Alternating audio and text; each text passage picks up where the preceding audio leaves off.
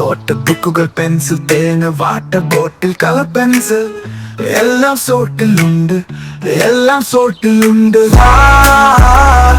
വാട്ടിലേക്ക് പോകാം,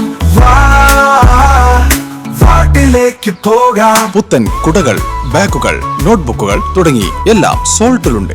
the salt hyper market, Chullikkal, Kochi. Fort Kochi ആശുപത്രിയോടുള്ള അവഗണന അവസാനിപ്പിക്കണമെന്നാവശ്യപ്പെട്ട് SDPI 2ാം ഡിവിഷൻ കമ്മിറ്റി ഒപ്പുശേഖരണം നടത്തി. ഫോർട്ട് കൊച്ചി ആശുപത്രിയെ തകർക്കാൻ ശ്രമിക്കുന്നത് തിരിച്ചറിയുക, ഫോർട്ട് കൊച്ചി ആശുപത്രിയോടുള്ള അധികാരികളുടെ അവഗണന അവസാനിപ്പിക്കുക, സേവന സന്നദ്ധരായ ഡോക്ടർമാരെ സ്ഥലം മാറ്റാതിരിക്കുക, അടിസ്ഥാന സൗകര്യങ്ങൾ ഉറപ്പുവരുത്തുക എന്നീ ആവശ്യങ്ങൾ ഉന്നയിച്ചുകൊണ്ട് ജില്ലാ മെഡിക്കൽ ഓഫീസർക്ക് നൽകുവാൻ ജനകീയ ഒപ്പുശേഖരണം നടത്തി. SDPI 2ാം ഡിവിഷൻ കമ്മിറ്റിയുടെ നേതൃത്വത്തിലാണ് ജനകീയ ഒപ്പുശേഖരണം നടത്തിയത്. അനീഷ് മട്ടാഞ്ചേരി, ഫസലുദ്ദീൻ തുടങ്ങിയവർ നേതൃത്വം നൽകി. ഫോർട്ട് കൊച്ചി ആശുപത്രിയെ സംരക്ഷിക്കുക, സ്ഥലം മാറ്റാൻ ശ്രമിക്കുന്ന ഡോക്ടർമാരെ ഇവിടെ തന്നെ നിലനിർത്തുക, അതുപോലെ തന്നെ സ്വകാര്യ ആശുപത്രികൾക്ക് വേണ്ടി ഫോർട്ട് കൊച്ചി ആശുപത്രിയെ തകർക്കാൻ ശ്രമിക്കരുത് എന്നീ ആവശ്യങ്ങൾ ഉന്നയിച്ചുകൊണ്ട് SDPI 2ാം ഡിവിഷൻ കമ്മിറ്റി നടത്തുന്ന ജനകീയ ഒപ്പുശേഖരണമാണ്.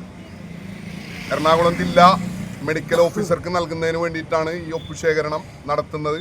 നമുക്കറിയാം, ഫോർട്ട് കൊച്ചി എന്ന് പറഞ്ഞാൽ ആയിരക്കണക്കിന് ആളുകൾ തിങ്ങി താമസിക്കുന്ന ഒരു മേഖലയാണ്. ആ മേഖലയിൽ ആശ്രയിക്കുന്ന ഒരു സർക്കാർ ആശുപത്രിയാണ് ഫോർട്ട് കൊച്ചി ആശുപത്രി.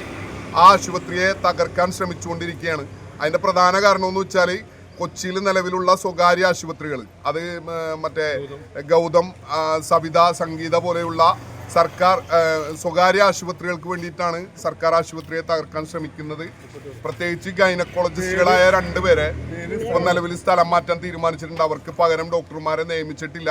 അതിൻ്റെ കാരണം എന്ന് വെച്ചാൽ ഓരോ മാസവും ഏതാണ്ട് 40ഓളം പ്രസവങ്ങളും സിസേറിയനുമാണ് ഫോർട്ട് കൊച്ചി ആശുപത്രിയിൽ നടക്കുന്നത്.